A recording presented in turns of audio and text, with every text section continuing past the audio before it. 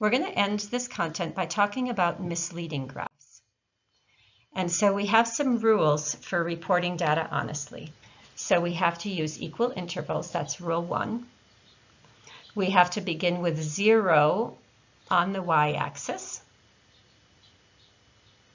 So when we're showing frequencies, we don't want to start with 100 or something like that. And it should be 1 to 1.5 times as wide as this high. We don't want to have something like this, and we don't want to have something like this. Both of those would be ways of misrepresenting the data.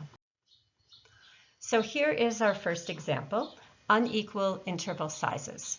So note the intervals here. We have a 10-year span right here. We have a 10-year span right here. And here we jump to 1 and 1. And so if they're trying to show a trend, they really are misleading the extent to which this change happened. And they were probably trying to emphasize what it was 10 years ago, and maybe if the person talked through this and pointed out these disparities, this might be okay, but it probably would have been better to not have those unequal intervals. Graphs when the y-axis doesn't start at 0 is a problem. You'll notice that, let's say, the people who presented this distribution on the right wanted to emphasize the difference. So these are performance scores and these are frequencies, and they wanted to make the point that, look at this, so many people did very well on this particular thing. But notice they started at 80. If we start at 0, the distribution really looks quite different. This looks like a really lot of negative skew, doesn't it? A really dramatic shift, almost like our income disparity. But if we start at 0, then we have a much less pronounced skew. In fact, we might, we would hesitate to even describe this as very much skew at all because we have almost a floor effect there. We can't have any fewer numbers than 0. So that's an example of that second rule. This is an example I took from our Pima County paper. This one is from way at the start of COVID, but this is a misleading graph. I'm referring to this graph right on the bottom.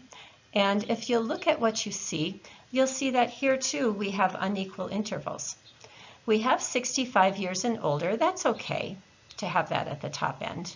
And we have 55 to 64, which is a 9-year or a 10-year gap, 55. And then we have the same interval here. But look at what this gives us the impression of. This gives us the impression that this age category is much, much, much higher. But in reality, look at this gap. We have 10-year gaps, 9-year gaps, and here we have a 24-year gap.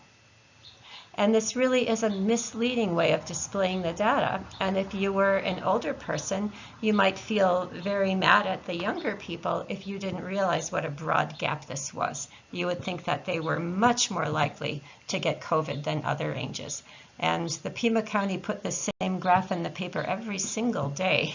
And every single day I had to shake my head and wonder why they were presenting the data in this problematic way.